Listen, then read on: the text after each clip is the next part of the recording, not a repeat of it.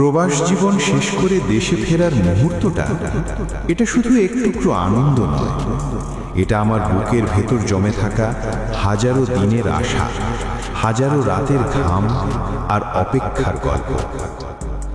অনেক স্বপ্ন নিয়ে প্রবাসে পা রেখেছিলাম, পরিবারকে ভালো কিছু দেওয়ার আকাঙ্ক্ষা, তাদের মুখে হাসি ফোটানোর ইচ্ছে, এসবই ছিল আমার প্রতিটি দিনের চালিকা শক্তি।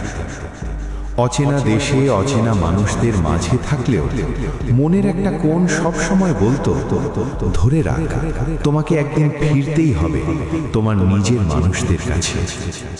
আজ যখন সেই দিনটা সত্যি সত্যি কাছে এসেছে, মনে হচ্ছে পরিশ্রমের প্রতিটি ফোঁটা ঘাম সত্যি সত্যি সার্থক হয়েছে। বুকের ভেতরে যে আনন্দটা জমে আছে তা কথায় বোঝানো যায় না, এটা শুধু অনুভব করা যায়।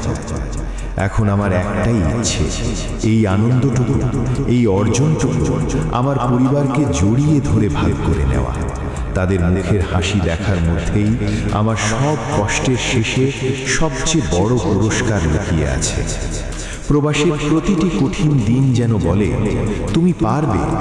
আর আজ সেই পারাটা সত্যি হয়েছে নিজের প্রিয় মানুষদের কাছে।